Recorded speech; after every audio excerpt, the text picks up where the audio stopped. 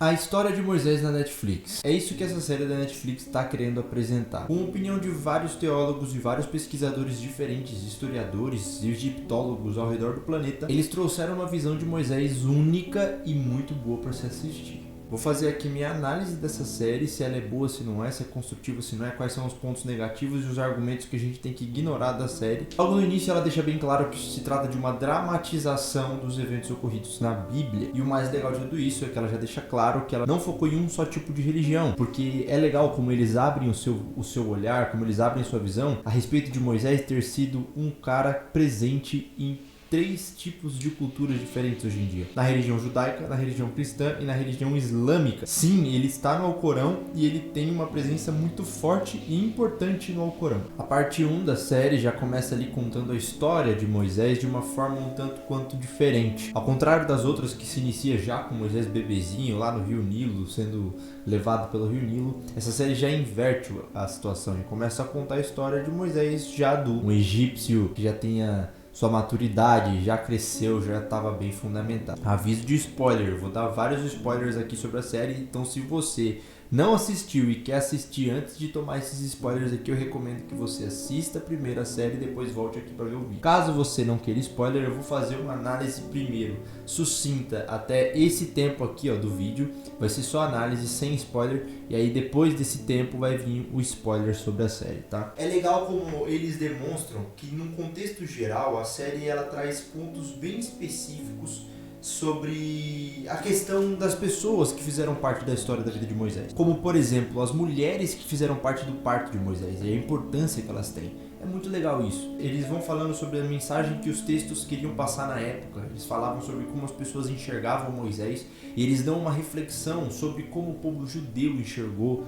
Moisés naquele momento, como o povo israelita, enxergou Moisés naquele momento. E também a visão dos islâmicos a respeito de Moisés, que é uma parte que me chamou muita atenção, como a presença dele no Alcorão é tão importante, tão falada e quase ninguém sabe. Eles dão importância sobre os nomes, sobre o significado dos nomes, eles explicam o porquê dos significados dos nomes. Então é uma série muito fantástica, muito boa, detalhada, e ela conta assim pontos específicos que tratam sobre humanidade. Isso é sensacional. Responde perguntas que até mesmo nós já nos fizemos, só que nós não sabíamos responder, e eles respondem com excelência. Mas partes da série assim são tão impactantes que funcionariam até como um sermão ou um culto. Então assim, é uma série muito boa mesmo. O único problema são alguns discursos que falam sobre o povo de Israel reconhecer a existência de outros deuses. E isso é um pouquinho confuso na minha visão. Mas que eles tenham vivido o impacto de outra religião, vivido o impacto de outra cultura, no caso no Egito, e Moisés ter vivido em Midian, na terra dos midianitas, casado com uma midianita, por mais que eles possam ter conhecimento de que outras pessoas servem outros deuses, não quer dizer que eles creem nos outros deuses e que eles aceitam os outros deuses como sendo deuses reais. Eles falam até que Deus, na Bíblia inteira, tem uma parte que essa é importante falar, não é spoiler ainda, tem uma parte que alguém fala assim: na Bíblia inteira, Deus toma cuidado para falar que Ele é o único Deus a ser adorado, porém Ele nunca fala que Ele é o único Deus. E isso é uma grande mentira. Em Salmo 115, por exemplo, é citado claramente que os outros ídolos são falsos. Deuteronômio capítulo 6, eu posso citar várias outras partes bíblicas em que Deus deixa evidente que só há um único Deus e que não há outros deuses. E os outros deuses que aparecem dos homens são deuses falsos. Eles até trocam a palavra monoteísmo para monolatria, e é uma coisa que eu não entendo muito bem, que eu fico até meio confuso com isso. Essa tratativa que eles fazem a respeito dos nomes das pessoas dentro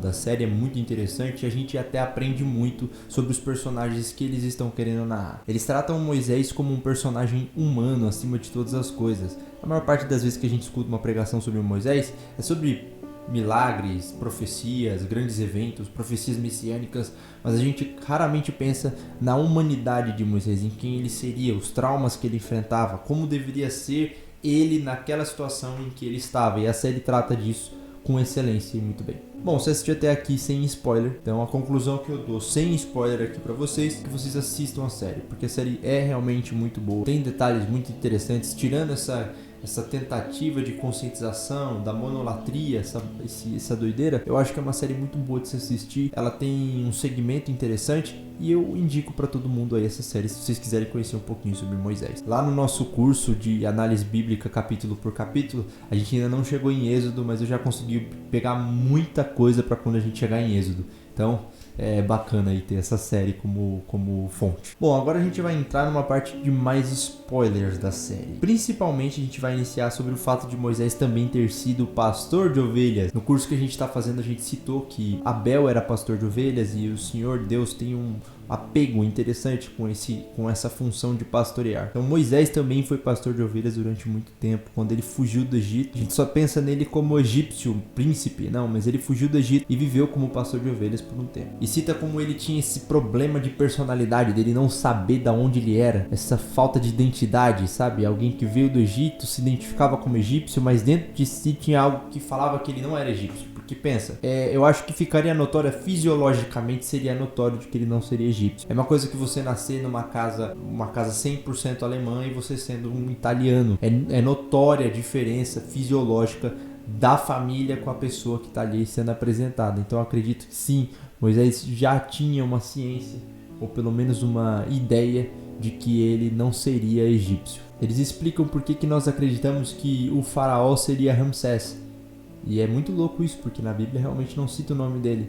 E tem um vídeo do Victor Fontana excelente, onde ele fala que Êxodo, do hebraico, vem de Shemot, que é nome. Então todo mundo é nomeado no livro de Êxodo. Todas as pessoas têm nome no livro de Êxodo, menos o faraó, como uma forma de contradição à grandiosidade dele, a esse ego tirânico dele falar que ele era, que ele tinha, que ele podia.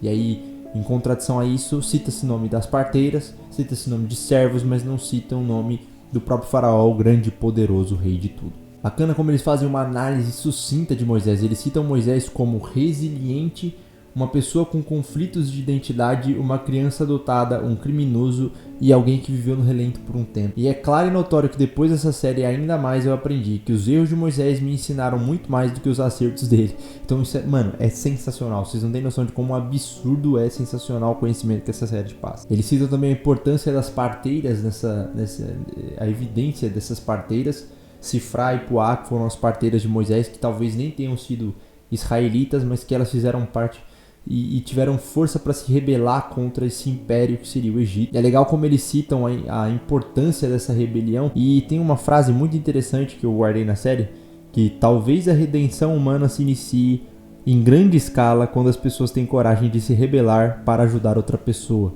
Então eles citam isso para falar sobre Sifrá e Puá. Foram duas pessoas que não sabem se elas eram ou não israelitas e se rebelaram contra o faraó, que era a pessoa mais poderosa da época. Tudo para salvar uma criança que a gente nem imaginava que ia ter tanta relevância assim no mundo todo. Mas outra parte interessante que eu penso e que eu vi na série assim com bastante intensidade é a seguinte. Quando eles citam essa parte de Moisés, sobre essa influência que Moisés teve, eles falam sobre...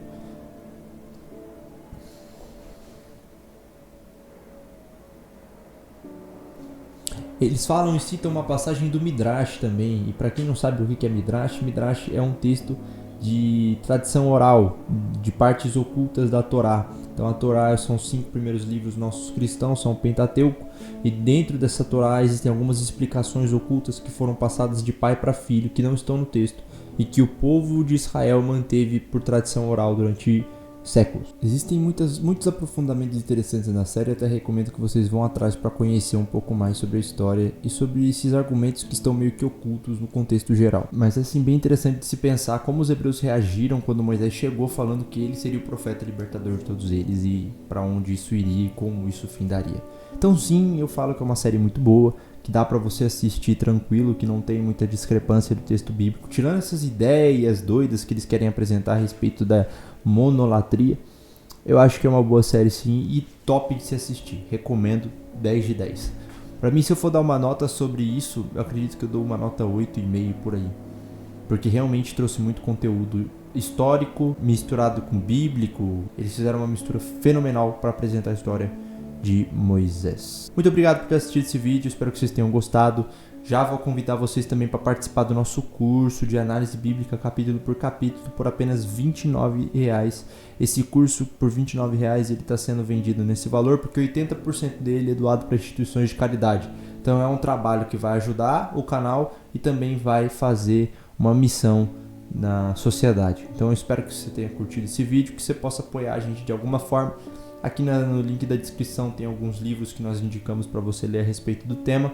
Se você comprar por esses links que está aqui embaixo, você vai estar ajudando a financiar o canal também. Muito obrigado por assistir esse vídeo até aqui. Eu espero que vocês tenham uma ótima tarde, um ótimo dia. Deus abençoe e até o próximo vídeo.